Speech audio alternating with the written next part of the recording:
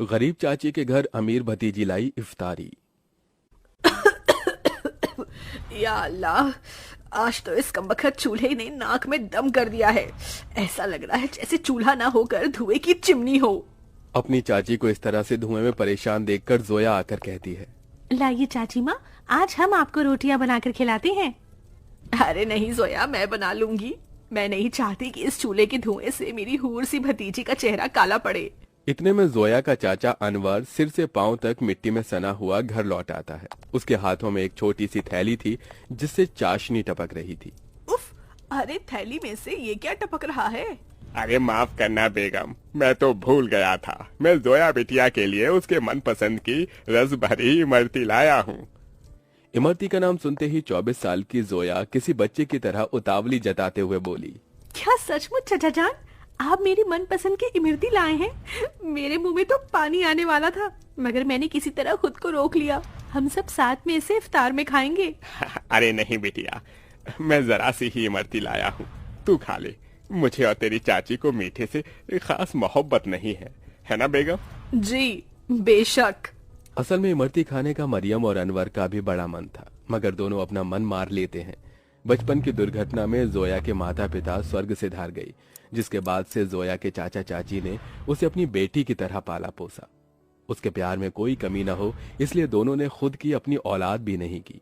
अनवर की माली हालत कुछ ज्यादा खास अच्छी नहीं थी। बस उसके पुश्तों का छोड़ा गया सालों पुराना एक कमरे का कच्चा घर और खेती करने के लिए जमीन का एक छोटा सा हिस्सा, जिस पर थोड़ी बहुत खेती करके जैसे तैसे 2 वक्त की रोटी का गुजारा चल रहा था। या खुदा, कढ़ाई में जरा सी सब्जी है। खैर, नमक प्याज रोटी से ही इफ्तार कर लेंगे। सब्जी सोया को दे देती हूँ। मरियम 3 थाली लगा ले आती है। अरे ये क्या, चाची माँ मेरी थाली में सब्जी, आप दोनों क्या खाएंगे? तभी अनवर अपने गमों को छुपाता हुआ झूठी मुस्कुराहट से बोला, अरे सब्जी की क्या जरूरत, आज तो मैं नून तिल से रोटी ही चटकारे लेकर खाऊंगा। ये कहते हुए गरीब अनवर नमक तेल लगी रोटी काट काट कर खाने लगता है। अपनी गरीब चाचा चाची का ऐसा दुख देखकर जोया का कलेजा कचोट पड़ता है। वो रो पड़ती है। चाची माँ, चाचा जान, चलिए इन सब्जी में से खाइए। अरे इतनी थोड़ी खाऊंगी मैं। जोया के गरीब चाचा चाची को उसे जितना प्यार था उतना ही स्नेह उसे भी था। यूं ही दिन गुजरते हैं। सुनो जी, हमारी जोया अब सयानी हो गई है। हमें इसके निकाह के बारे में सोचना चाहिए। जोया, भाई और भाभी की अमानत है हम पर। मरियम, मैं तो दिन रात अल्लाह से एक ही दुआ मांगता हूँ कि मेरी भतीजी को अच्छा घर मिले। अनवर जोया के लिए रिश्ता ढूंढने लगता है, जो कि अमीर खानदान में हिना के बेटे से लग जाती है। अब शादी की तैयारी शुरू हो जाती है। अनवर, अभी तक जोया के निकाह का जोड़ा नहीं सिलाया। 2 रोज बाद उसकी रुखसती है। जानता हूँ बेगम, मगर जितना कर्ज लिया था वो खर्चा हो गया। मैंने तुमसे एक बात भी छिपाई है, मैंने अपनी जमीन बेच दी। क्या जमीन बेच दी? उसी से तो फकत अभी तक हमारी रोजी रोटी चल रही थी। अब क्या करेंगे आगे? अल्लाह मियाँ बैठा है ना रोटी देने वाला मरियम, कुछ तो कर लूंगा। लेकिन जोया हमारी इकलौती भतीजी है, उसका निकाह अच्छे से घर में हो जाए ताकि मन में कोई मलाल ना हो। जोया के गरीब चाचा चाची उसकी शादी के लिए अपनी खेती बाड़ी बेचकर उसकी विदाई करते हैं। चाचा चाची माँ, जा मेरी बच्ची, अल्लाह तुझे दोनों जहां की खुशियों और नेमतों से नवाजे। जोया अपने गरीब चाचा चाची के घर को छोड़कर अपने अमीर ससुराल में आ जाती है, जहां उसके सास ससुर नंद जेठानी से भरा पूरा परिवार मिलता है, जहां सास हिना उसका स्वागत करती है। माशाअल्लाह, कितनी खूबसूरत बीवी है हमारे मुराद की। एकदम सही फरमाया आपकी अम्मी, भाई की तो किस्मत खुल गई। चलो देवरानी जी, हम तुम्हें तुम्हारा कमरा दिखाते हैं। जोया की जेठानी आलिया उसे कमरे में ले आती है, जो कि बहुत ही बड़ा और आलीशान था। वल्ला, इस कमरे से भी छोटा तो हमारे चाचा चाची माँ का घर था। यहाँ तो हर शान और शौकत है। अगले दिन जोया नहा धोकर पहली रसोई करने आती है। अस्सलाम वालेकुम अबू जान। खुश रहो बहू बेगम। अम्मी जान, खाने में क्या बनाना है? अरे बहू, तुम क्यों खाना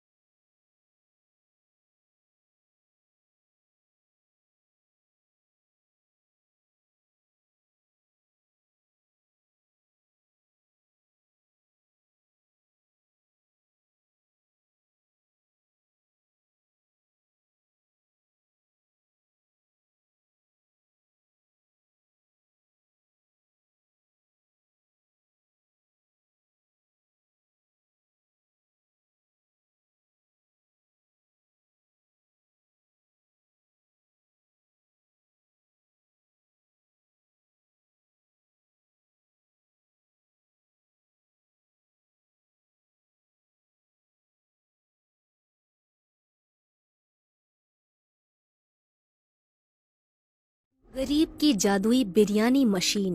पालमपुर गांव में दिनकर नाम का एक गरीब व्यक्ति रहता था। वो पास के शहर में एक फैक्ट्री में काम करने जाता था। उसकी पत्नी सीमा घर पर ही रहकर काम करती थी। उसकी भगवान में बहुत श्रद्धा थी। वो गांव से काम के लिए जब शहर जाता तो रास्ते में एक मंदिर पड़ता था और वहाँ पर एक बार रुककर आशीर्वाद जरूर लेता था। दोनों गरीबी से बहुत जूझ रहे थे। कभी कभी तो उनके यहाँ खाने को एक अन्न का दाना नहीं रहता था। फिर एक दिन उन पर दुखों का पहाड़ टूट पड़ता है। शहर की फैक्ट्री बंद हो जाती है। अब दिनकर के पास करने को कुछ नहीं था। सीमा, अब हमारा क्या होगा? मुझे तो लगता है ये भूख ही एक दिन हमारे प्राण ले लेगी। चिंता क्यों करते हो जी? ऊपर वाला है ना, वो हमारी कुछ न कुछ जरूर मदद करेगा। हे ऊपर वाले, कुछ तो हमारी मदद कर। आप भी ना जब देखो भगवान से मांगते ही रहते हो। अब ये देखो, भगवान को दीपक लगाने के लिए तेल ही नहीं है। अब मैं क्या करूं? अरे अपने जो खाने का तेल है ना, उसी से लगा दो। पर फिर हम लोग क्या खाएंगे? तुम भी ना सीमा, तुम ही तो कहा करती हो कि ऊपर वाला हमारी मदद करेगा। ऐसा कहकर दोनों हंस पड़ते हैं।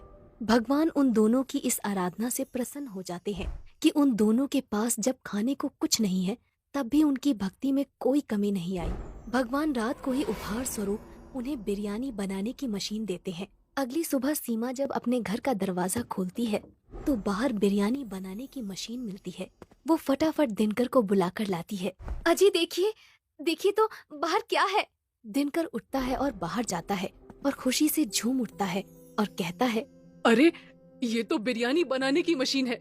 वाह ऊपर वाले, तेरी लीला अपरंपार है। मैं ना कहती थी भगवान सबकी सुनता है। क्यों जी, हम बिरयानी बेचकर भी तो अपना व्यापार शुरू कर सकते हैं। अरे हाँ भाग्यवान, इसमें देर किस बात की। फिर दिनकर गांव के चौराहे पर बिरयानी बनाने की मशीन लगा लेता है। जहां वो मशीन में ऊपर से चिकन डाल रहा था और गरम गरम बिरयानी बाहर निकल जा रही थी। मशीन से बनी बिरयानी को चखने के लिए लोगों की बहुत भीड़ लग जाती है। सभी लोग मशीन से बनी बिरयानी खाने को लेकर उत्साहित होते हैं। दिनकर दुकान पर बिरयानी बेचते समय, आओ आओ गाँव वालों, आओ आओ गर्मा गर्म बिरयानी चख लो, मजे लूट लो, ले जाओ। आज तक कभी नहीं खाई होगी ऐसी स्वादिष्ट बिरयानी, पालमपुर की सबसे स्वादिष्ट बिरयानी। वो ऐसा कहता जाता और चिकन मशीन के अंदर डालता जाता। दिनकर की दुकान पर भीड़ बढ़ने लगती है। धीरे धीरे दिनकर के पास पैसा भी बढ़ने लगता है।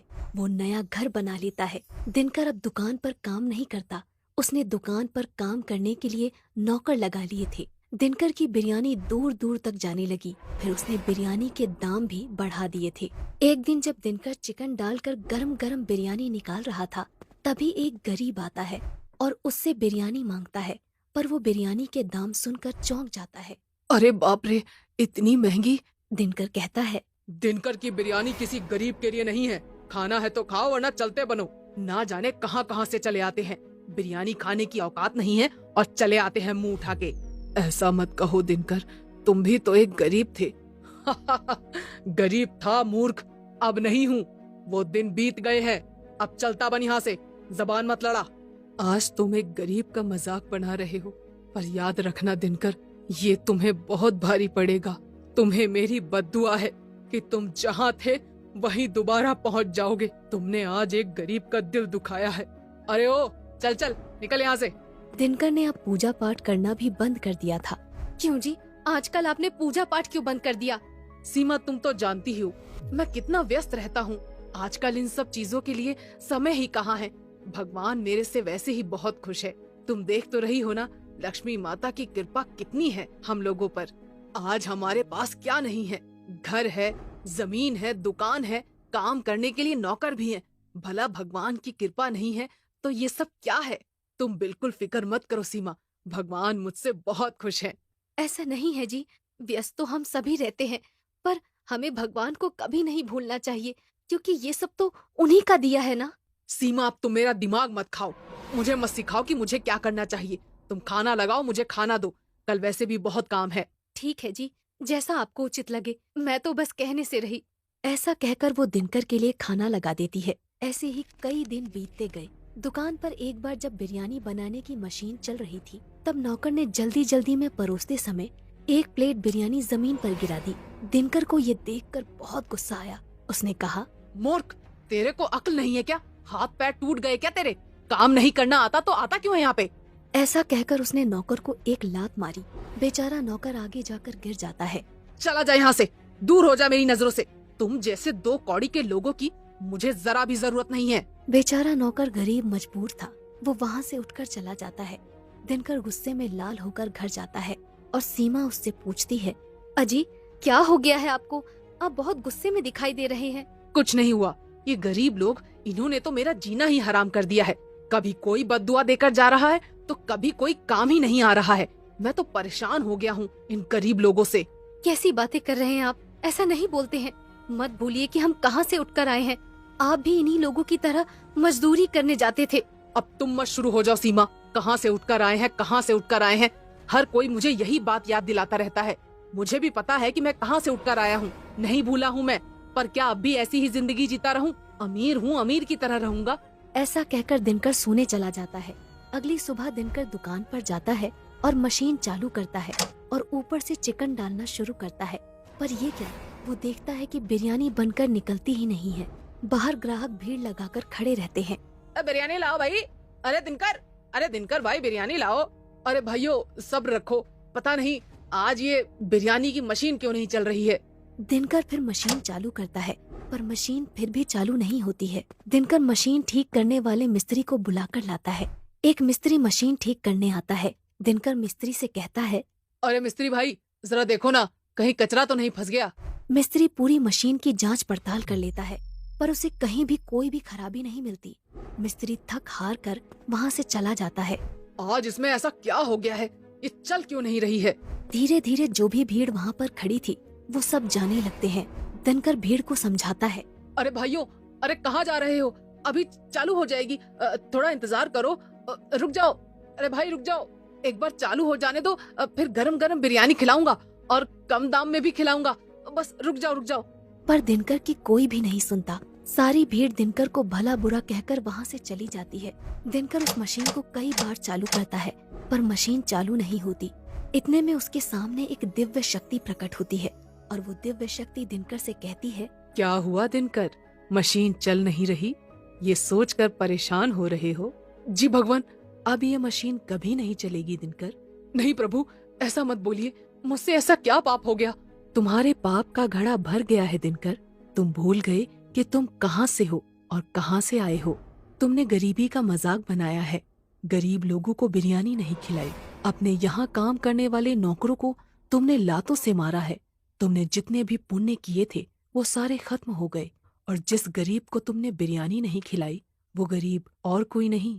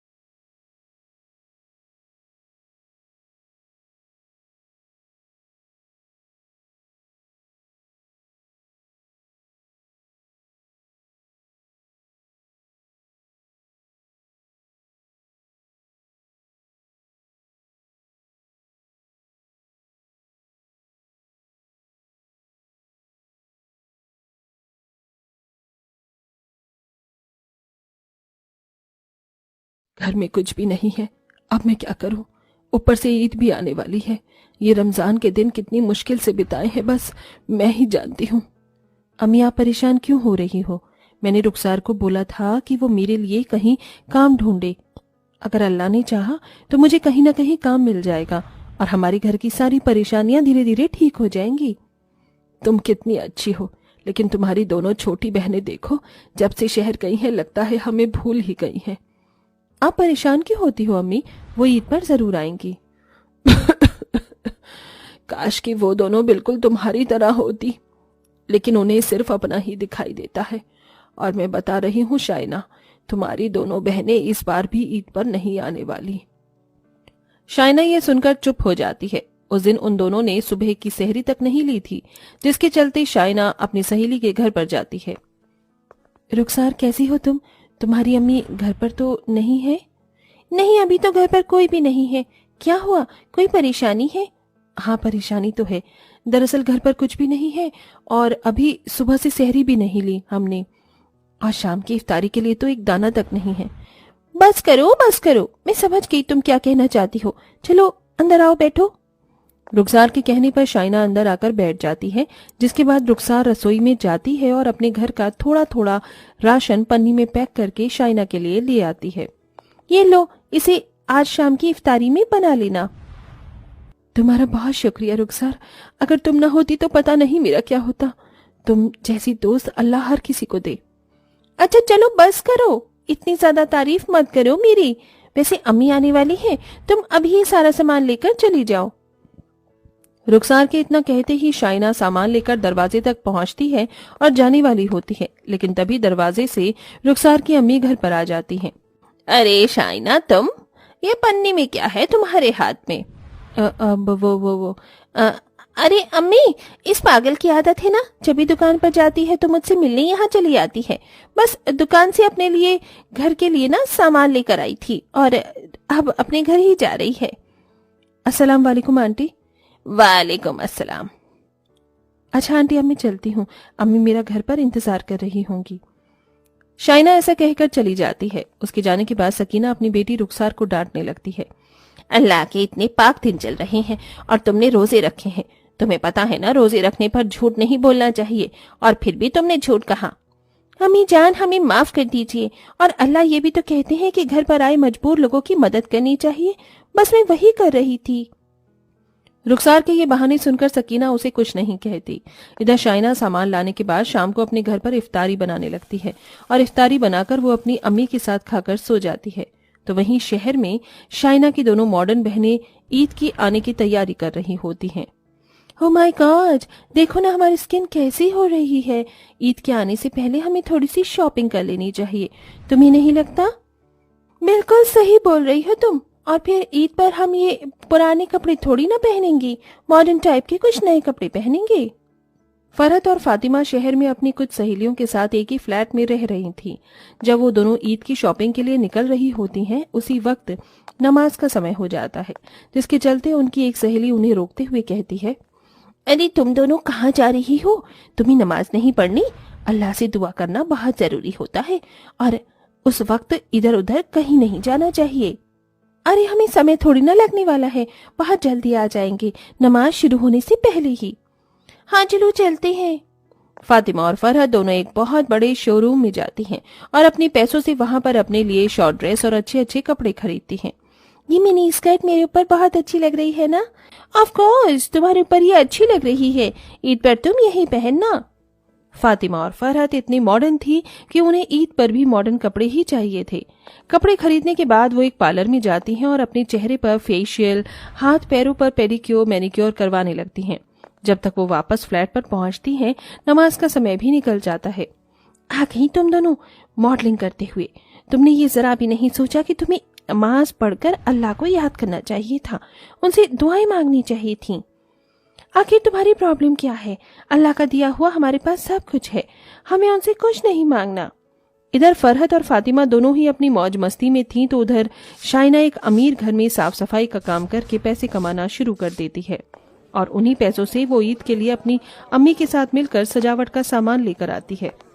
इस बार ईद पर सारा खाना मैं अपनी दोनों बहनों की पसंद का ही बनाऊंगी। उन्हें शहर की तरह बना हुआ खाना पसंद है। अल्लाह तुम्हारे भरोसे को कायम रखे, क्योंकि मुझे उनके आने की उम्मीद जरा भी नहीं है। शाइना अपनी दोनों बहनों से बहुत प्यार करती थी। वो ईद वाले दिन अपनी दोनों बहनों के लिए खाने में उनकी पसंद का बहुत कुछ बनाती है और साथ में उन्हें ईद पर देने के लिए हिजाब वाले सूट भी खरीद कर रखती है। साथ में घर की साफ सफाई करके अच्छी से सजावट भी करती है, जिसके बाद वो अपनी दोनों बहनों के आने का इंतजार करती है।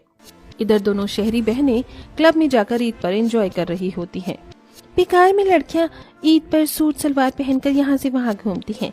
हमें देखो, हम कितने आजाद हैं और हम ईद पर पार्टी एंजॉय कर रहे हैं। Yes baby, just enjoy the party. Fatima और फरहत दोनों पार्टी एंजॉय कर रहे थे कि तभी वहाँ पर कुछ लड़के उन्हें छेड़ने लगते हैं और इसी छेड़छाड़ में वो उनके कपड़े भी फाड़ देते हैं। अल्लाह के लिए हमें छोड़ दो। ये क्या हिमाकत कर रहे हो तुम हमारे साथ? देखो हमने तुम्हारा क्या बिगाड़ा है? तुम हमारे साथ इतनी बदसलूकी क्यों कर रहे हो? तुम जैसी लड़कियों को तो यही सब अच्छा लगता है, यही तो करने आती हो तुम यहाँ क्लब में, वरना शरीफ लड़कियाँ कहाँ ईद पर छोटे कपड़े पहनकर क्लब के अंदर जाती हैं। ये सुनकर फरहत और फातिमा को बहुत बुरा लगता है। उन्हें अपनी गलती का एहसास होता है और वो रोते हुए वापस अपने फ्लैट पर आ जाती हैं। उनकी ये हालत देखकर शबनम सब समझ जाती है। जिस बात का डर था मुझे वही हो गया। मैंने तुम्हें समझाया था, देखो मॉडल होना अच्छी बात है, लेकिन मॉडलिंग में इतना पागल होना सही नहीं। तुम्हारे साथ जो हुआ वो बहुत गलत हुआ। अल्लाह उन्हें सजा जरूर देगा। तुम्हारी बहन शाइना का फोन आया था, वो आज ईद पर तुम्हारा घर पर इंतजार कर रही है। तुम्हें वहां जाना चाहिए। इस हालत में हम वहां कैसे जाएंगे? शबनम अपने हिजाब वाले 2 सूट उन्हें दोनों को देती है, जिसके बाद फातिमा और फरहत दोनों हिजाब वाले सूट पहनकर गांव में अपनी बहन और माँ के पास आती हैं। अरे तुम दोनों आ गई। देखा अम्मी, मैंने कहा था ना ये दोनों जरूर आएंगी। देख रही हूँ। शहर के मॉडर्न कपड़े पहनने वाली लड़कियों को कोई दौरा आ गया है क्या, जो पहली दफा उन्होंने इस तरह हिजाब वाले सूट पहने हैं। अपनी अम्मी के ताने को सुनते ही दोनों की आंखें भर आती हैं, जिसके बाद फरहत और फातिमा दोनों रोते हुए अपनी अम्मी को गले से लगाकर उन्हें अपने साथ हुई दुर्घटना के बारे में बताती हैं। या अल्लाह, ये तुम दोनों के साथ क्या हो गया? कोई नहीं मेरी बच्चियों, अल्लाह उन दोनों को सजा जरूर देगा और ऐसे लोगों के साथ बहुत बुरा होता है। अल्लाह की दुआ है कि तुम दोनों सही सलामत हमारे पास वापस आ गई हो। अम्मी जान, आज के बाद हम सिर्फ हिजाब ही पहनेंगे, कभी भी छोटे कपड़े पहनकर मॉडलिंग नहीं करेंगे। हाँ अम्मी जान, और आज से हम आप लोगों के साथ यहीं पर रहेंगे। हाँ मेरी बहनों, तुम्हें शहर जाने की कोई जरूरत नहीं है, अब से तुम यहीं पर रहना। इस तरह तीनों बहनें अपनी अम्मी के साथ बहुत अच्छे से ईद मनाती हैं और रात को चांद का दीदार करती हैं। जिसके बाद शहरी बहनें अपने गांव की बहन के साथ उसके हाथों के बने हुए अच्छे अच्छे पकवान भी खाती हैं। अब वो शहर न जाकर अपनी अम्मी और बहन के साथ ही खुशी खुशी रहने लगती हैं। गरीब बेटी का महलों का ससुराल।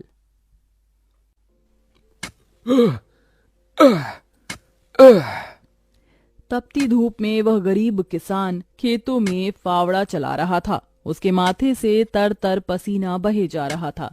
तभी गंगा गमछा उठाकर पिता का पसीना पोंछती है। बाबा, आपके माथे से कितना पसीना बह रहा है, आप थक भी गए हैं, थोड़ी देर आराम कर लो, फावड़ा मुझे दो। गंगा को खेत में फावड़ा चलाते देख सेवक राम की आंख भर आती है। मेरी गरीब बेटी के जिन हाथों में मेहंदी लगनी थी, उन्हीं नाजुक हाथों से मेरी गंगा सख्त फावड़ा चला रही है। तू एक गरीब की बेटी को ही ऐसा भाग्य देकर क्यों भेजता है भगवान? एक गरीब के जीवन की सबसे बड़ी दुविधा बेटी को ब्याहना होता है। ये कहानी है ऐसे ही किसान सेवक राम की, जो बड़ा गरीब है। उसकी 2 बेटी गंगा और अंजू हैं। यूं तो सेवक राम ने गंगा के लिए कई रिश्ते ढूंढे, मगर भला एक गरीब की बेटी का हाथ कौन थामना चाहता है। किसी तरह से उनका जीवन कट रहा था। सेवक राम, उसकी बूढ़ी पत्नी जानकी और दोनों बेटी सारा दिन तपती धूप में खेत में काम करते रहे। शाम को खेत का मालिक ब्रिज वहां आया। अरे ओ सेवक राम, सारा खेत जोत दिया? जी ब्रिज बाबू, खेत भी जोत दिया और बीज भी बो दिया। ये ले, तेरे परिवार की आज की दिहाड़ी 250 रुपए। ये क्या मालिक, आप पैसे तो कम दे रहे हैं। पहले मेरी अकेले की दिहाड़ी आप मुझे 200 रुपए देते थे, फिर घटाकर 100 रुपए कर दिया और फिर सीधे 70 रुपए कर दिया, और उसमें भी पूरे पैसे नहीं दे रहे हैं। मैं, मेरी दोनों बेटी और पत्नी को मिलाकर हम कुल 4 जन आज खेत में दिन भर जर मर कर खटे हैं। अरे 30 रुपए ही तो कम है, उसमें क्या तू खरीद लेगा? है 1-1 रुपया भी मेहनत से कमाना पड़ता है मालिक। फिर ब्रिज बाकी के 30 रुपए भी सेवक राम को दे देता है, जिसके बाद वह अपनी मढ़ई में आ जाते हैं और गंगा सबको खाना बनाकर खिलाती है और एक फटे गुदरी पर पूरा परिवार जमीन पर लेट जाता है। मगर एक पिता होते हुए सेवक राम चिंता में सो भी नहीं पाता। वह रात भर आंसुओं से बिछौना भिगोता है। अजी, आप अभी तक जाग रहे हैं? जिसके घर में जवान बेटी ब्याहने को हो, वो कैसे सोए? जाने मेरी गरीब बेटी के भाग्य में क्या लिखा है। भगवान ने सभी के घर आंगन में भाग्य जाग रहे हैं, मगर मेरी मढ़ई के आंगन में मंडप कब बनेगा? अजी तुम चिंता मत करो, भगवान ने कहीं न कहीं जोड़ी बनाई होगी। सेवक राम का यही दुख कम न था। अभी तो और भी कठिनाई आने को थी। अगले दिन जब चारों खेत में पहुंचे कि तभी, क्यों रे सेवक, कल तू 30 रुपए के लिए पाठ पढ़ा रहा था, अब क्या करेगा? क्योंकि ये सारी की सारी जमीन तो पृथ्वीराज जी ने खरीद ली। तभी अंजू ने गंगा से कहा, दीदी अब हम क्या खाएंगे? खेत बोकर ही तो थोड़े बहुत पैसे मिलते थे। सेवक राम अपने परिवार को लेकर लौट आया। वह दिन रात चिंता में गलने लगा। ऐसे घर कैसे चलेगा प्रभु? कैसे होगी गंगा की शादी?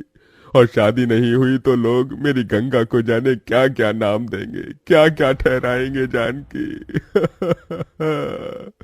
मैं काम ढूंढने जा रहा हूँ। बाबा मैं भी आपके संग चलूंगी। दोनों काम ढूंढते एक बड़े से मिल में आए, जहां शिव नाम का एक नौजवान गरीब मजदूर भी काम कर रहा था। जहां मजदूर राशन की बोरी भरी मालगाड़ी खींच रहे। सेवक राम ने काम मांगा, दोनों को काम मिल गया। गंगा अपने पिता की बराबरी में काम करती। तपती धूप से अक्सर उसके पांव और हाथ में मालगाड़ी खींचने से छाले से पड़ जाते, तो वहीं घर आकर वह अपनी माँ का हाथ बटाती। आप ही अपनी चक्की पीसती, कड़ी धूप में सड़कों से गोबर बीन कर लाती, उपले बनाती। एक दिन मालगाड़ी खींचते वक्त शिव उसकी मदद करता है। काका, क्या मैं आप दोनों के साथ खाना खा सकता हूँ? बड़ी भूख लगी है और मैं खाना भी नहीं लाया। हाँ बेटा, आओ ना। ये कहते हुए गरीब गंगा अपने प्याज और रोटी में से उसे भी देती है और हिचक से भरकर कहती है, माफ कीजिएगा, आपको खिलाने के लिए हमारे पास कोई पूरी पकवान तो नहीं है, जो है यही खा लीजिए। शिव वह रूखा सूखा भी हंसकर खाने लगा। अब अक्सर शिव उनकी मदद कर देता। उसकी अच्छाई गंगा के मन को भाने लगी और एक दिन शिव ने कहा, काका, अगर आप मुझे इस काबिल समझे तो मैं आपकी बेटी का हाथ थामना चाहता हूँ। बेटा, मेरी गरीब बेटी को तुम जैसा मेहनती जीवन साथी मिलेगा। मुझे तुम पसंद हो बेटा। गरीब सेवक राम की दिली इच्छा तो थी कि गंगा को बड़ा और अच्छा घर द्वार मिले, मगर उसके मन में शिव को लेकर भी एक संतोष था। मगर सेवक राम ने जो कभी सोचा भी नहीं था, अगले दिन वो हुआ। कई बड़ी गाड़ियां लाइन से उसके चौखट पर आईं और शगुन से भरी थालियों के साथ शिव अपने परिवार के संग उनके घर आया। उनके महंगे कपड़े लत्ते देख एकदम महलों में रहने वालों से थे।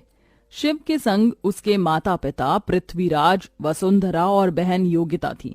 अंजू ने उन्हें देख तपाक से बोला, अरे बाप रे, ये तो राजा महाराजा से लगते हैं।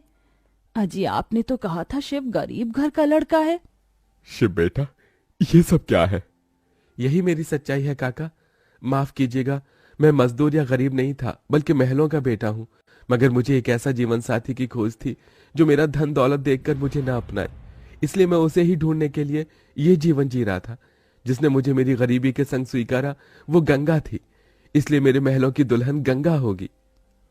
गंगा बनोगी मेरे महलों की बहू और मेरे बेटे की दुल्हन। अपनी गरीब बेटी के लिए महलों से आया रिश्ता देखकर सेवक राम बड़ा रोया। भगवान, तूने मेरी फटी झोली में इतनी खुशियां डाल दी। मेरी बेटी महलों की दुल्हन बनेगी। हर बाप चाहता है कि वो अपनी बेटी का हाथ जिसके हाथ में दे वो उसे रानी बनाकर रखे। अब मेरी बेटी सचमुच में महलों की रानी बनेगी। समझे जी, मंगनी कर ले। मगर इतनी छोटी सी मड़ई में सब कैसे होगा? ये तो टूटी फूटी है, आप लोगों के खड़े होने लायक भी नहीं है। मगर इस मड़ई में आप जितने दिलदार लोग रहते हैं तो ये महलों से बढ़कर है। इसके बाद सेवक राम के छोटे से मढ़ई में उसकी गरीब बेटी की मंगनी होती है, जहां और थोड़े दिन के बाद बड़े ही धूमधाम के साथ गंगा की शादी होती है। जहां वह मंडप में मन ही मन कहती है, हे गौरी मैया, आपका धन्यवाद जो आपने मुझको मनचाहा वर दिया। इसके बाद गंगा विदा होकर अपने महलों के ससुराल में आ जाती है, जो दुल्हन के जैसा सजा हुआ होता है। जहां कई नौकर चाकर शाही अंदाज में उसके स्वागत में खड़े थे। तभी महंगे से लहंगे में ननद योगिता ने कहा, आइए भाभी, आपके महलों के ससुराल में आपका स्वागत है। जैसे ही योगिता गाड़ी से उतरती है, तभी नौकर चाकर थाली में फूल लिए खड़े उसके स्वागत में फूल बिछाए जाते हैं। जहां कल तक उसके पांव को कांटों की चुभन मिली थी, आज वह महल की दुल्हन बनकर फूलों में बदल चुके थे। जहां महल के द्वार पर सास वसुंधरा ने स्वागत किया। आओ हमारे महलों की दुल्हन, तुम्हारा स्वागत है। इस सोने की कलश को अपने दाहिने पांव से गिराकर अंदर आ जाओ। जी माँ। गंगा ने कलश गिराकर स्वागत किया। तभी ससुराल वालों ने उसे अनेकों तोहफे दिए। गंगा बहू, ये हार पिछले कई पुश्तों से हमारे महल में चला आ रहा है, अब तुम इसकी हकदार हो। भाभी, ये तोहफा मेरी तरफ से और ये तोहफा मेरी ओर से बहू। गीता दे रही हूँ, मैं जानती हूँ तुम इस महल का मान बढ़ाओगी। गंगा ने गीता को माथे से लगाया और फिर सास ससुर का आशीर्वाद लिया। माँ जी, बाबूजी, मुझे आशीर्वाद दीजिए ताकि मैं इस महल का मान निभा सकूं। सदा सुहागन रहो, जुग जुग जीती रहो। फिर गंगा विदाई में दिए अपनी गठरी को संग लिए शिव के साथ कमरे में आ गई, जहां आलीशान बड़ा कमरा, ऐशो मखमल का बिछौना और सब कुछ था, जिसे उस गरीब दुल्हन की आंखें देखती रह गईं। कैसा लग रहा है महलों के ससुराल में आकर? खुशी से गंगा की आंखें भर आईं। उसने कहा, यकीन नहीं होता, भगवान ने एक बार में ही इतनी खुशी दे दी। शिव, सब एक सपने जैसा लग रहा है। अब यही तुम्हारी दुनिया है। उस रोज जमीन पर सोने वाली गंगा मखमल के बिछौने पर सोई। अगले दिन वह नहा धोकर नीचे आई, जहां खाने की शाही मेज लगी थी और इर्द गिर्द नौकर खड़े थे। बहू बैठो, खाना खाओ। तभी नौकर ने गंगा को खाना परोसा। एक निवाला खाते ही गंगा को अपनी संघर्ष भरी जिंदगी और याद आ गई। उसकी आंखों से आंसू छलक गए। क्या हुआ गंगा बहू, खाना अच्छा नहीं बना? नहीं माँ जी, बहुत अच्छा बना है, बस ये सब खाने के तो एक गरीब की ख्वाहिश होती है। मैं बहुत खुश हूँ, बस चाहती हूँ कि हर लड़की को उसके सपनों का ससुराल मिले, जैसे मुझे मिला। थोड़े दिन में गंगा अपने महलों के ससुराल में सुखी से रहने लगी। किसी गरीब की बेटी को चुनकर हम भी ये पुण्य कमा सकते हैं। गरीब बेटी की जादुई रोटी। रजनी, और कितनी देर लगाएगी? तेरे बापू कब से बैठे हैं, अब ले आ खाना। बस लाई माँ। रजनी को खाना लाता देखकर पिता किशन ने मुस्कुराहट से पूछा, अरे आज मेरी बिटिया ने क्या क्या बनाया है? बाबा, मैंने आपके लिए भिंडी की भुजिया बनाई है और सूखे आलू भी। फिर तो आज मैं पेट भर कर रोटी खाऊंगा। 2 तरह की सब्जी बनी देखकर ललिता बड़बड़ा उठती है। अरे लड़की, 2 टाइम की सब्जी एक ही बार में क्यों बना दी तूने? एक तो ऐसी तेरे बाबा की कमाई धमाई नहीं है और महंगाई इतनी है। जाने दो ललिता, अब तो बना दिया बिटिया ने। कल को ब्याह कर अपने ससुराल चली जाएगी ना, तो बहुत रोगी तुम। अब गुस्सा थूक दो और बिटिया के हाथों का खाओ। ये लो। किशन जैसे ही खाने का निवाला ललिता को खिलाता है, ललिता का मुंह चढ़ जाता है। आथू!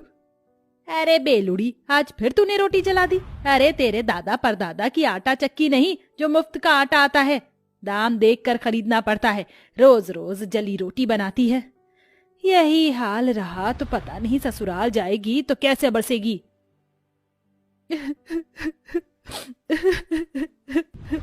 अरे बिटिया, तू रो क्यों रही है? तेरी माँ तेरे भले के लिए ही कह रही है ना। मैं क्या करूं बाबा, मैं इतनी कोशिश करती हूँ गोल रोटी बनाने की, मगर आड़ी टेढ़ी बन जाती है और जैसे जब तवे पर सेकती हूँ तो आग से जल जाती है।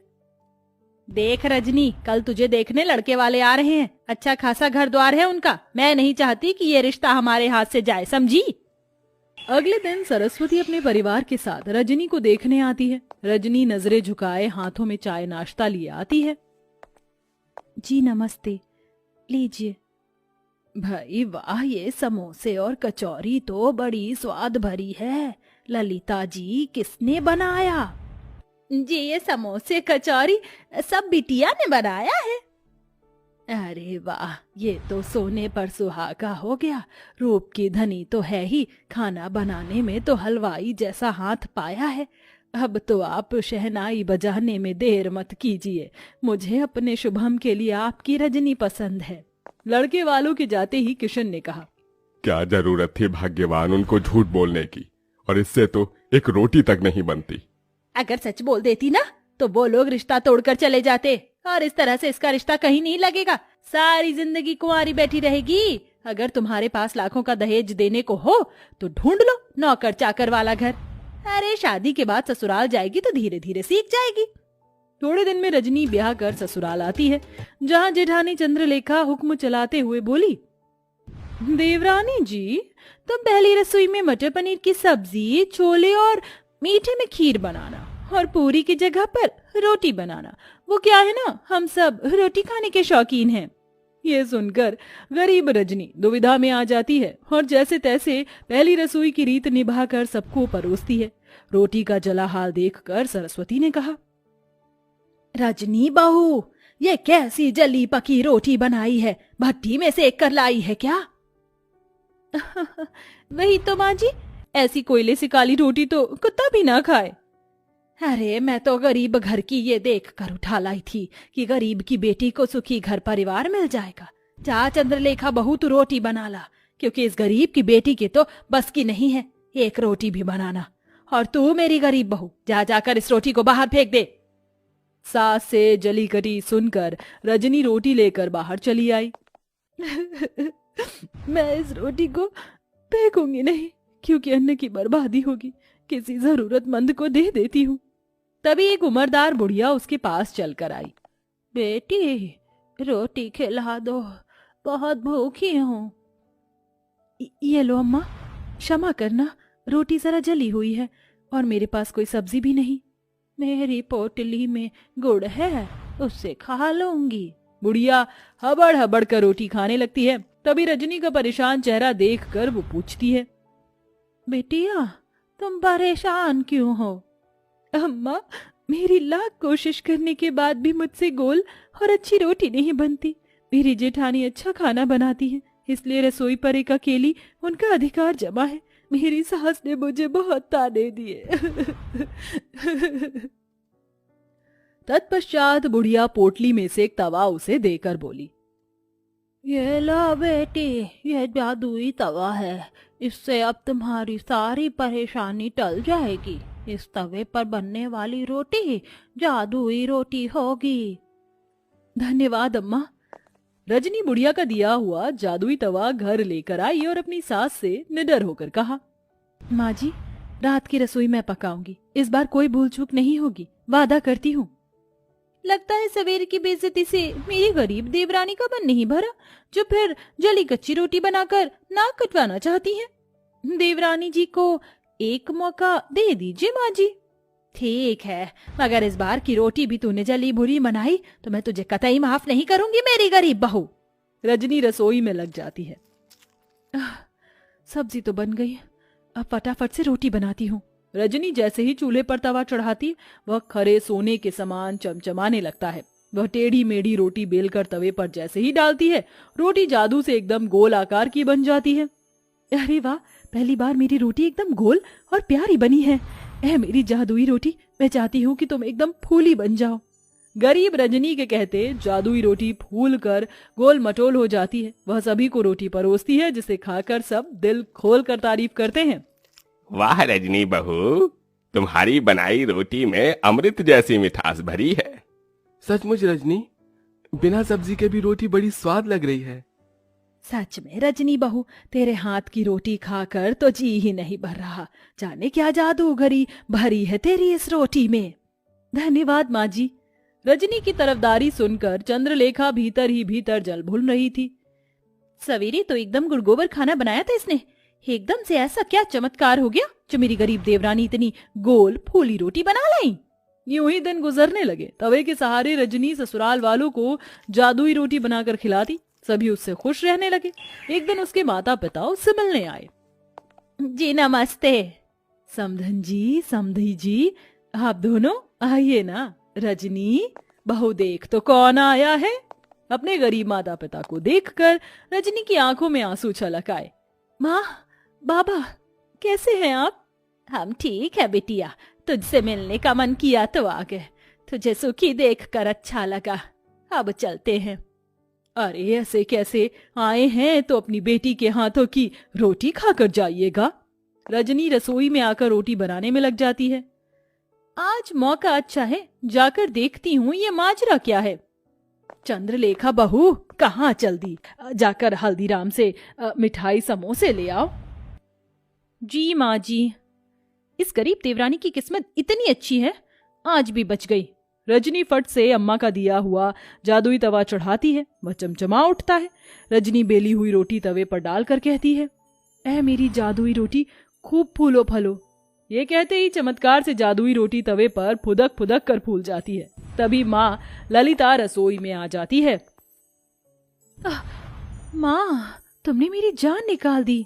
अरे वाह रजनी, तू तो बड़ी अच्छी रोटी बनाने लगी। तभी जादुई रोटी खुद पर इतराई और कहा, वो तो बननी ही थी। हम जादुई रोटी जो है, ये रोटी बोल रही है। हाँ माँ, क्योंकि ये सब जादुई अनोखी रोटी हैं। रजनी अपनी माँ को बूढ़ी अम्मा के बारे में सब बताती है, जिसे रसोई के बाहर कान लगाए खड़ी उसकी जेठानी चंद्रलेखा सुन लेती है। अच्छा जी, मेरी गरीब देवरानी की बनाई रोटी जादुई है। अब तो इसका पर्दाफाश मैं करूंगी। हाँ। चंद्रलेखा एक आदमी को पैसे देती, जो भिखारी का भेष धरे उसके दरवाजे पर आता है। बहन, 2 रोटी खिला दो, भूख लगी है, दया करो। रजनी को उस पर दया आ जाती है। ठीक है भैया, जरा देर ठहरो, मैं रोटी लाती हूँ। रजनी रसोई में आकर रोटी बनाती है। जल्दी जल्दी से रोटी बेलकर तवे पर डालती हूँ। वो बेचारा भिखारी कितना भूखा था। चलो मेरे प्यारे तवे, जल्दी से मुझे जादुई रोटी बनाकर दे दो। इतने में चंद्रलेखा सरस्वती को लेकर रसोई में आ जाती है, जहाँ बेलन खुद ही चल रहा था और जादुई रोटी अपने आप ही बन रही थी। देखा सासू माँ, मेरी ये गरीब देवरानी जादूगरी जानती है। पता नहीं क्या टोना टोटका कर रही है, जो रोटी खुद ही बन रही है। नहीं नहीं माँ जी, जेठानी जी मुझ पर झूठा दोष लगा रही है, ये सच नहीं है। अरे मैं जो आंखों देखी देखूंगी उसे ही तो सच मानूंगी ना। रजनी बहू, तू डायन तो नहीं? नहीं माँ जी। अपनी सच्चाई का सबूत देते हुए रजनी जादुई रोटी और तवे के बारे में सब बता देती है, जिससे दूध का दूध पानी का पानी हो जाता है। इसके साथ तवे का जादू भी चला जाता है। चंद्रलेखा बहू, तुमने जलन और बैर में रजनी बहू को गलत दिखाया। और रजनी बहू, तो क्या हुआ जो इस तवे का जादू चला गया? अब तुम्हें रोटी बनाना तुम्हारी सास सिखाएगी। माँ जी। रजनी रोते हुए अपनी सास के गले लग जाती है और बड़े चाव से ना केवल रोटी बनाना बल्कि सब कुछ बनाना सीख लेती है। गरीब लड़का और सोने की राखी की बारिश। हीरापुर नाम का एक बहुत पुराना गांव था। उस गांव के चारों तरफ बहुत सारे जंगल और पहाड़ थे। गांव के सारे चरवाहे जंगल और पहाड़ों पर अपनी अपनी बकरियां और जानवर लेकर जाते थे। उसी गांव में घनश्याम नाम का एक लड़का भी रहता था। घनश्याम बहुत ही गरीब था। घनश्याम के पिताजी एक गरीब किसान थे। उनके पास केवल 3 बीघा जमीन थी। उसी से वो परिवार का खर्चा चलाते थे। घनश्याम की एक बहन भी थी जिसका नाम शीला था। घनश्याम ने अपने घर में 2 बकरियों को पाल रखा था। वो दोनों बकरियों को लेकर रोज पहाड़ पर जाता था। दोनों बकरियां दिन भर पहाड़ों पर घास और हरी हरी पत्तियां खाती थी और घनश्याम पेड़ की छांव में बैठकर सोता रहता था। एक दिन घनश्याम पहाड़ के ऊपर बकरियां चरा रहा था। तभी अचानक जोर की बारिश होने लगती है। पहाड़ के ऊपर एक बहुत पुराना माता का मंदिर था जो खंडर हो चुका था। घनश्याम अपनी दोनों बकरियों को लेकर मंदिर में छुप जाता है और बारिश के रुकने का इंतजार करने लगता है। पर शाम हो जाती है लेकिन बारिश बंद नहीं होती।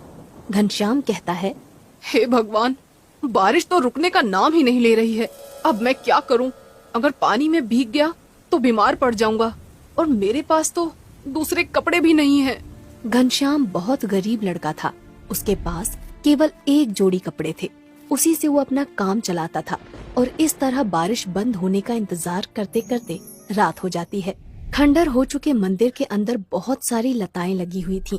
घनश्याम पेड़ की लताएं तोड़कर अपनी दोनों बकरियों को मंदिर के अंदर बांध देता है और वहीं नीचे जमीन पर लेट जाता है। थोड़ी देर बाद घनश्याम को नींद आ जाती है और वो सो जाता है। रात में घनश्याम एक सपना देखता है। बारिश का महीना शुरू हो चुका था। एक दिन घनश्याम के पिताजी घर में घनश्याम से कहते हैं, बेटा घनश्याम, बारिश शुरू हो चुकी है और अभी तक खेतों में बुआई नहीं हुई है। घर में कुछ पुराने बीज रखे हैं, तो मेरे साथ खेत पर चलो, हम दोनों मिलकर बुआई कर देंगे। लेकिन पिताजी, दोनों बकरियां सुबह से भूखी हैं और उन्हें लेकर जंगल में भी तो जाना है। तब घनश्याम के पिताजी कहते हैं, आज बकरियां चराने शीला चली जाएगी, तुम मेरे साथ खेत पर चलो। घनश्याम अपने पिताजी की बात मान लेता है और इसके बाद दोनों बाप बेटे बीज लेकर खेत की तरफ चल पड़ते हैं। रास्ते में चलते हुए घनश्याम के पिताजी घनश्याम से कहते हैं, बेटा, कुछ दिनों बाद रक्षाबंधन का त्योहार आने वाला है। हर बार की तरह इस बार भी रक्षाबंधन का त्योहार ऐसे ही निकल जाएगा। तब घनश्याम कहता है, तो क्या हुआ पिताजी, हमारे पास पैसे नहीं हैं, लेकिन हम खुश तो हैं। इस तरह बात करते करते दोनों बाप बेटे अपने खेत पर पहुंच जाते हैं। दोनों दिन भर मेहनत करके खेत की बुआई करते हैं और शाम को वापस अपने घर लौट आते हैं। घर पहुंचते ही घनश्याम के पिताजी आवाज लगाते हैं, शीला, अरे ओ शीला, बेटा एक गिलास पानी तो लाना। लेकिन अंदर से कोई जवाब नहीं आता। तब घनश्याम के पिताजी घनश्याम से कहते हैं, बेटा अंदर जाकर देख, शायद शीला रसोई में होगी। घनश्याम अंदर जाकर देखता है, लेकिन घर में शीला नहीं थी और दोनों बकरियां भी नहीं थी। घनश्याम तुरंत दौड़कर बरामदे में आता है और पिताजी से कहता है, पिताजी, शीला अभी तक जंगल से बकरियां लेकर नहीं आई है और थोड़ी देर में रात होने वाली है। मैं जंगल जाकर देखता हूँ। जाओ बेटा, लेकिन जल्दी आ जाना। इसके बाद घनश्याम भागता हुआ जंगल में पहुँच जाता है और शीला को ढूंढने लगता है, लेकिन उसे शीला कहीं नजर नहीं आती। थोड़ी देर बाद उसे जंगल में अपनी दोनों बकरियां दिखाई देती हैं और घनश्याम समझ जाता है कि शीला भी आसपास ही होगी। तभी अचानक घनश्याम की नजर एक पेड़ के नीचे पड़ती है। शीला वहाँ बेहोश पड़ी हुई थी। घनश्याम तुरंत उसके पास जाकर देखता है तो उसके पैर में सांप के काटने का निशान था। शीला, उठो बहन, तुम्हें क्या हो गया है? घनश्याम की आंखों से आंसू निकलने लगते हैं। वो तुरंत शीला को अपनी गोद में उठाकर घर ले जाता है। शीला को इस हालत में देखकर घनश्याम के पिताजी कहते हैं, क्या हुआ है इसे घनश्याम? तब घनश्याम रोते हुए बताता है कि शीला को सांप ने काट लिया है। घनश्याम के पिताजी तुरंत दौड़ते हुए गांव के वैद्य के पास जाते हैं। वैद्य तुरंत आकर शीला का इलाज करता है और घनश्याम के पिताजी से कहता है, अब घबराने की कोई बात नहीं, थोड़ी देर में इसे होश आ जाएगा। मैं एक जड़ी बूटी दे रहा हूँ, रात को दूध के साथ मिलाकर पिला देना इसे। इसके बाद वैद्य वहाँ से चला जाता है। थोड़ी देर बाद शीला को होश आ जाता है और वो घनश्याम के गले लगकर रोने लगती है। घनश्याम शीला से कहता है, आज के बाद तुम कभी अकेले जंगल नहीं जाओगी। दोनों भाई बहन का प्यार देखकर पास में खड़े घनश्याम के पिताजी की आंखों में आंसू आ जाते हैं। अगले दिन घनश्याम दोनों बकरियां लेकर जंगल की तरफ निकल पड़ता है। जंगल जाने से पहले शीला एक कपड़े में रोटी और अचार अपने भाई घनश्याम के लिए बांध देती है। जंगल पहुँचते पहुँचते घनश्याम को दोपहर हो जाती है और उसे भूख लगने लगती है। तभी उसे पहाड़ पर माता का पुराना मंदिर दिखाई देता है और वो सोचता है, बहुत दिनों से पहाड़ के ऊपर नहीं गया, क्यों ना आज पहाड़ के ऊपर ही खाना खाया जाए। और घनश्याम अपनी दोनों बकरियों को लेकर पहाड़ के ऊपर पहुंच जाता है। वो दोनों बकरियों को पत्ती डालकर मंदिर के अंदर चला जाता है। मंदिर के अंदर घनश्याम को कुछ चमकदार चीज दिखाई देती है। वो मंदिर के अंदर जाकर देखता है तो दंग रह जाता है।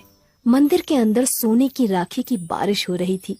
पहले तो घनश्याम को अपनी आंखों पर यकीन नहीं होता, लेकिन जब वो पास जाकर देखता है तो सचमुच चारों तरफ सोने की राखियों की बरसात हो रही थी। घनश्याम एक राखी को अपने हाथ में उठाकर कहता है, रक्षाबंधन के दिन शीला ये सोने की राखी मेरे हाथ पर बांधेगी तो उसे बहुत अच्छा लगेगा। इसके बाद घनश्याम अपनी शर्ट उतारकर बहुत सारी सोने की राखियां उसमें बांध लेता है और वापस अपने घर आ जाता है। घनश्याम को देखते ही शीला कहती है, अरे भैया, आज इतनी जल्दी वापस आ गए और बकरियां कहाँ पर है?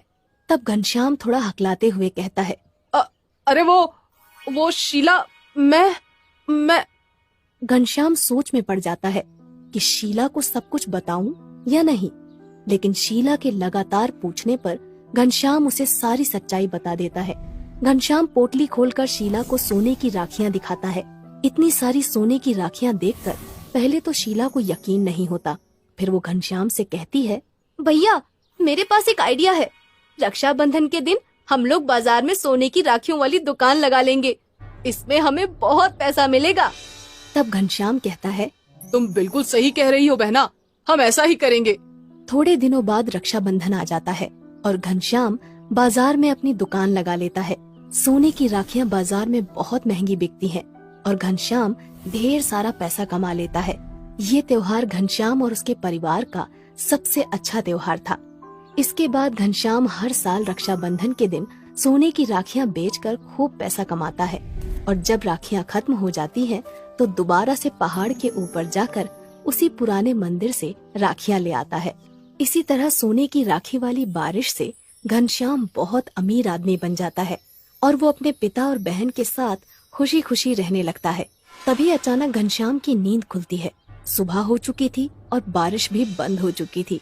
घनश्याम अंगड़ाई लेते हुए कहता है, क्या था? सोने की राखी की बारिश? काश ऐसा हो जाए। इसके बाद घनश्याम अपनी दोनों बकरियां लेकर वापस अपने घर चला जाता है। 3 जादुई हाथी।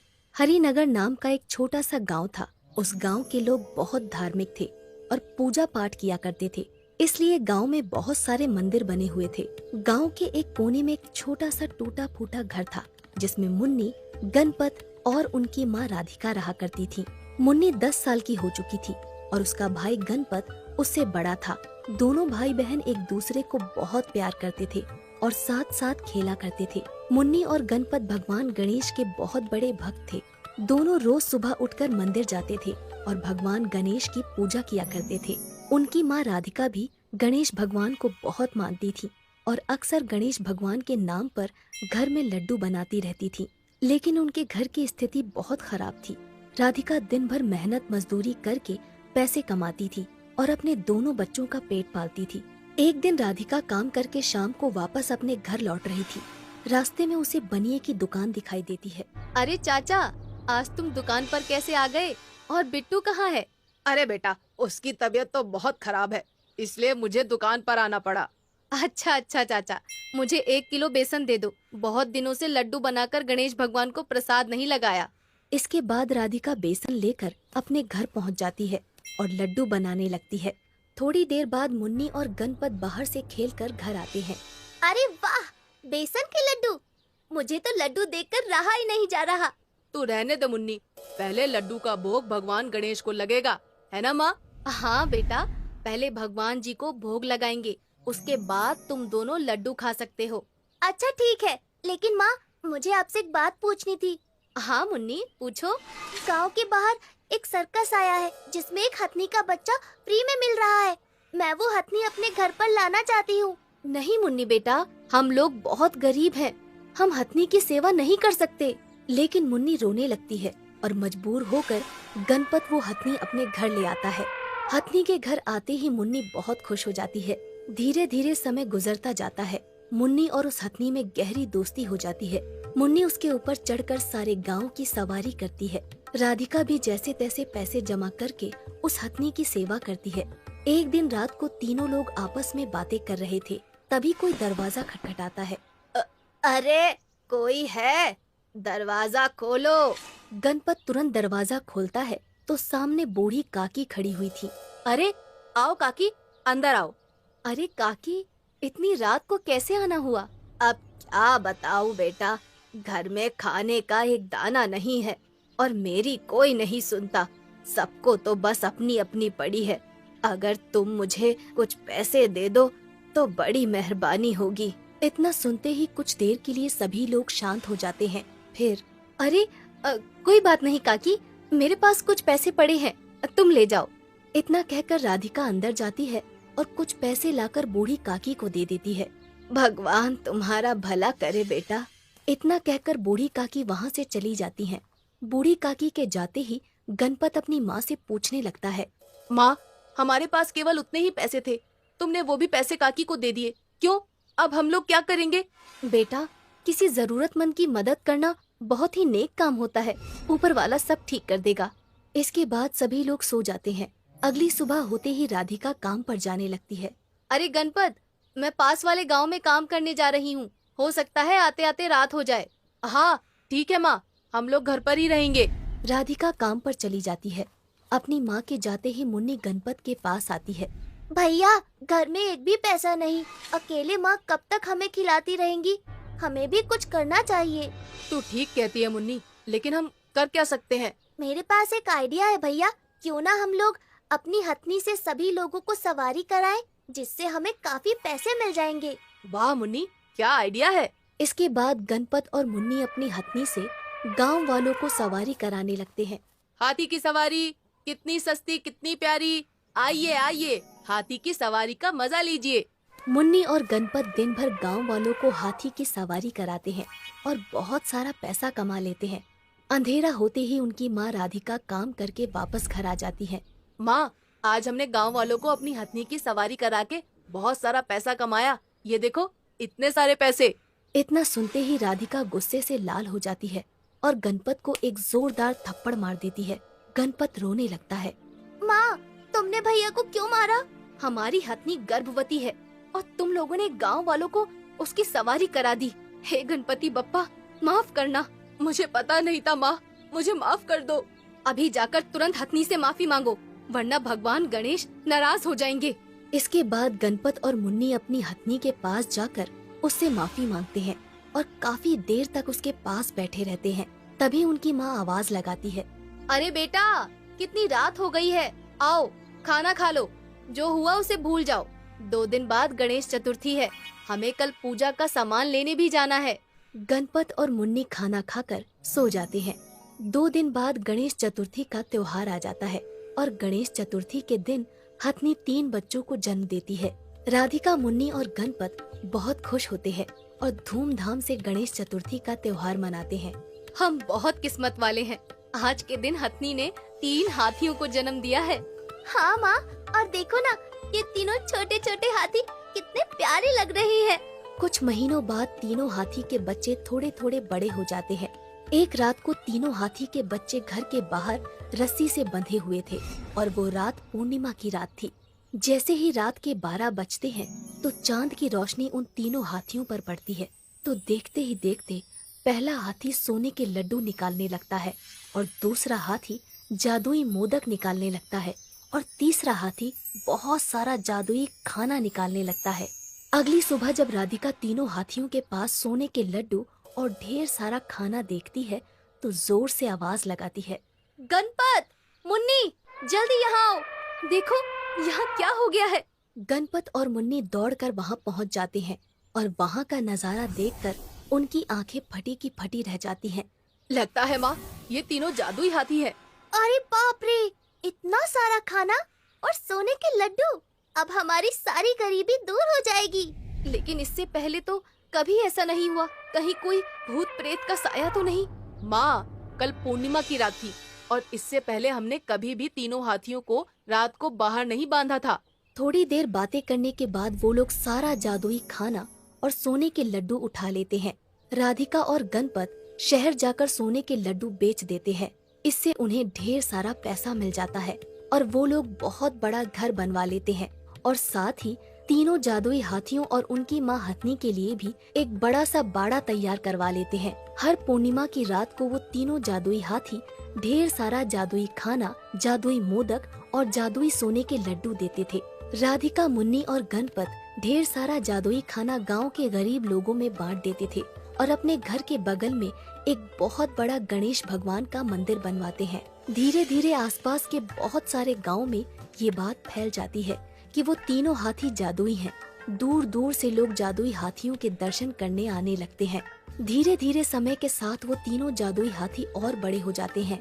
एक दिन मुन्नी अपनी माँ राधिका से कहती है, माँ, जैसे जैसे हमारे तीनों जादुई हाथी बड़े हो रहे हैं, वैसे वैसे वो और ज्यादा जादुई खाना और सोने के लड्डू दे रहे हैं। हाँ बेटा, सब गणेश भगवान की कृपा है। हमारी सारी गरीबी दूर हो गई और अब हमारे पास ढेर सारी धन संपत्ति है। इसलिए अब हम सारा जादुई खाना और जादुई मोदक और ये सोने के लड्डू जरूरतमंद लोगों और गरीबों में बांट देंगे। गर्मी में गरीब बेटी के जादुई खास की एसी। ओह, कितनी गर्मी लग रही है। ऊपर से ये टेबल पंखा भी मरमर कर चल रहा है। एसी लगी होती तो मस्त नींद आती।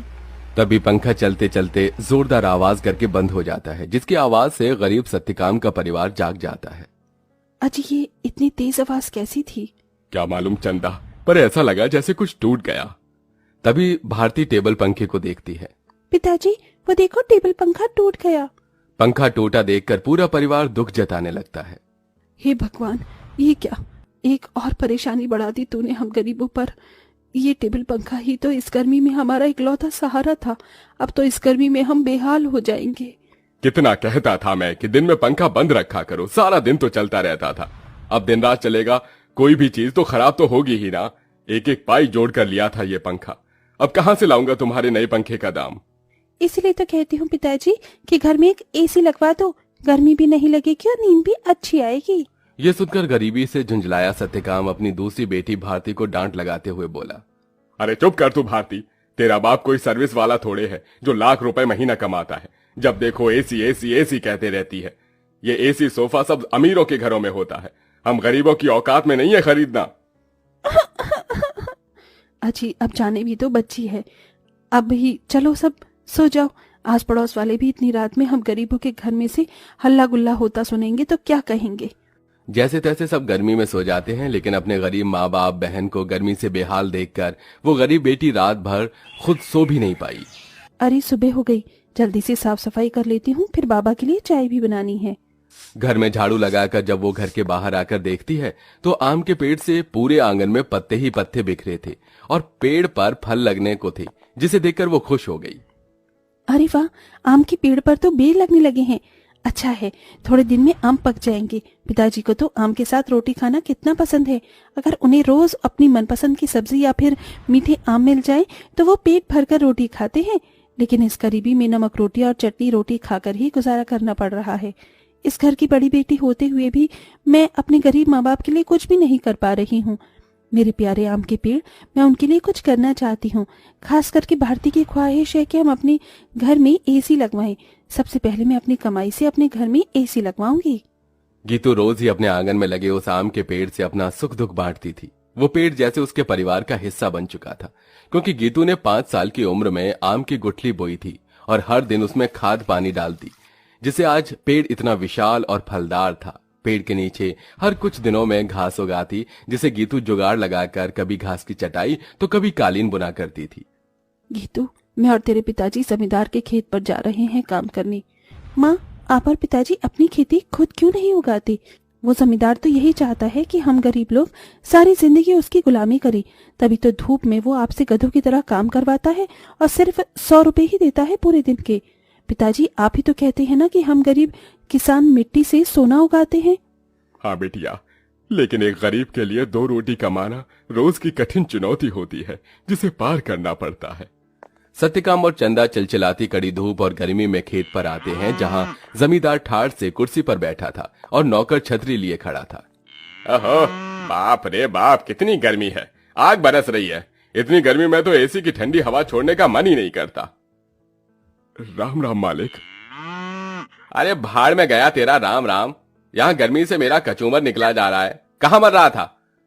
हाँ, अब तक कहाँ मर रहा था? चलो दोनों मियाँ बीबी खेत जोतने में लग जाओ, उठाओ हल। जी मालिक। बेचारे दोनों कड़ी धूप में उतनी बड़ी जमीन में हल जोतते हैं, उनके माथे से टप टप पसीना बहता जाता है। अजी शाम हो गई, आज तो मालिक दिहाड़ी देने के डर से आए ही नहीं। उनकी हवेली चलकर मांग लेते हैं। पंखा ठीक भी तो कराना है, वरना गर्मी में गुजारा नहीं होगा। दोनों जमींदार के घर आते हैं, जहां जमींदार पांव पसारे एसी की चिल्ड ठंडी ठंडी हवा खा रहा था। ओहो, क्या मजा आ रहा है। हा, एसी में भैया मजा बहुत है। अरे सत्यकाम, तू यहाँ? जी मालिक। पैसे दे दीजिए। ये पकड़ 200 और चल दफा हो जा। इसी तरह दिन गुजरते हैं। दोनों मियाँ बीवी जो भी कमा कर लाते अपनी गरीब बेटी के हाथों में रख देते, जिससे बहुत ही समझदारी से गीतू घर चलाती और उसमें से कुछ बचा भी लेती। 100, 200, 300, 350, 400, 410, 420, 30, कुल मिलाकर मेरे पास अभी तक ये 700-800 रुपए ही इकट्ठे हुए हैं। इतने में एसी कहाँ से आएगी? अगर मैं किश्त बंधवा कर भी एसी ले आऊं तो फिर मैं कैसे किश्त भरूंगी? तभी भारती अपनी गरीब बहन गीतू को परेशान देखकर बोली, दीदी आजकल तो कबाड़ी वालों के पास भी अच्छी अच्छी चीज मिल जाती है। अमीर लोग तो नया खरीद लाते हैं और महंगी चीज भी बेच देते हैं। हाँ, ये ठीक रहेगा। मैं कबाड़ी में से कोई एसी उठा लाती हूँ। गीतू एसी खरीदने कबाड़ी की दुकान पर चली आई। भैया जी, मुझे कोई सस्ती एसी दिखाइए। गरीब लड़की लगती है, एक काम करता हूँ, ये खटारा वाली एसी थमा देता। इसे क्या पता इसमें क्या डिफॉल्ट है। ये लो बहन जी, ये एकदम बढ़िया एसी है। ये चलती तो है ना? चलती नहीं, दौड़ती है। एकदम धूम मचा देगी ठंडी हवा की। 1000 रुपए की लगेगी। अब जल्दी से ले लो। लेकिन मेरे पास बस 800 ही है। चलेगा चलेगा, दे दो। गीतू खुशी से वो एसी घर लाकर सबको चलाकर दिखाती है। माँ, पिताजी देखो, आपकी गरीब बेटी एसी खरीद कर लाई है 800 में। अब हमें गर्मी में नहीं सोना पड़ेगा। मगर ये चल क्यों नहीं रही? 800 में कोई एसी देता है भला क्या? पैसे फंसा कर आई है जाकर। सब मुंह बनाकर सो जाते हैं और गीतू पेड़ के पास आकर रोने लगी। मेरे प्यारे आम के पेड़, वो कबाड़ी वाला मुझ गरीब के पैसे खा गया। ये एसी चल भी नहीं रही। मुश्किल से 1-1 रुपया इकट्ठा किया था। गीतू को रोते देखकर पेड़ बोलने लग जाता है। गीतू, तुम रो रही हो? रो मत, मैं तुम्हारी एसी को जादुई एसी बना देता हूँ। क्या सचमुच में ऐसा हो सकता है? तभी पेड़ जादू करता है और जमीन पर ढेर सारे घास उगाते हैं जो बहुत चमक रही थी। गीतू, इस जादुई घास को मैंने अपनी शक्ति से उगाया है। इसे एसी में लगा दो, ये एसी जादुई हो जाएगी। गीतू बिल्कुल वैसा ही करती है। तभी घास का एसी बनकर पूरा होते ही सुनहरी चमक से भरकर चल पड़ता है और पूरे घर को बर्फ के जितना ठंडा कर देता है। माँ, पिताजी, भारती देखो, एसी चलने लगी। पूरा गरीब परिवार घास के एसी को चलते देखकर चौंक जाते हैं। अरे देखो चंदा, हमारी बिटिया ने घास की एसी बनाई है। हाँ जी, लेकिन ये घास की एसी कैसे चल रही है? ये एसी कूलर तो बिजली से चलते हैं। तभी जादुई घास एसी के आंख कान मुंह बन जाता है। एसी इठलाकर बोला, क्योंकि मैं जादुई घास का एसी जो हूँ। ये लो, जी भर के खूब ठंडी हवा खाओ। अरे वाह दीदी, क्या धांसू एसी बनाई है। हम गरीबों जैसे घास की एसी है। एसी तो बड़े बड़े अमीरों के घर में भी नहीं होगी। अब हम गर्मी में एसी की ठंडी हवा में सोएंगे। तभी चंदा रोते हुए बोली, बिटिया, अगर दिन भर इस एसी की ठंडक में ही सोते रहेंगे तो कमाएगा कौन? बगैर खून पसीना बहाए पैसे थोड़ी मिलता है। ये कहते हुए चंदा रोने लगती है। तभी जादुई घास एसी में से ठंडी हवा के साथ नोट बरसने लगते हैं। लूट लो, लूट लो, जितने चाहिए लूट लो। देख क्या रही हो? अरे रामा, ये जादुई घास की एसी तो लक्ष्मी मैया का रूप है। चंदा देख, कैसे करारे करारे नोट दे रहा है ये एसी। क्योंकि मैं कोई मामूली एसी नहीं बल्कि जादुई घास का एसी हूँ। मैं तुम्हें हीरे जवाहरात सोना चांदी सब दे सकता हूँ। एसी के इस कथन को सुनकर गीतू ने उसे आजमाया। अगर ऐसा है तो हमें सोने चांदी के सिक्के देकर दिखाओ। तभी एक सुनहरी चमक के साथ जादुई घास एसी में से सोने चांदी के ढेर सारे सिक्कों की बारिश बरसने लगी। तुम तो सच में जादुई एसी हो। माँ, अब आपको उस जमींदार की गुलामी करने की जरूरत नहीं। अब हमारे पास जादुई घास का एसी है। दोनों मियाँ बीबी खुशी से फूट फूट कर रोए। चंदा देखो, अब हमें और दुख नहीं काटना पड़ेगा। न किसी की ये गालियां खाकर गुलामी करनी होगी। ये जादुई घास की एसी हमें बंधुआई से छुटकारा दिलाने आई है हमारे घर। जाओ सत्यकाम, इन सिक्कों से कर्ज चुका दो। सत्यकाम ने जादुई घास एसी से मिले सिक्कों को बेचकर सबका कर्जा भर दिया और उसने पंखा, कूलर, एसी की अपनी दुकान खोली, जिससे गरीब भी कम दाम पर एसी खरीद सके। उस गरीब बेटी के बनाई जादुई घास एसी ने उसके गरीब परिवार का भाग्य बदल दिया।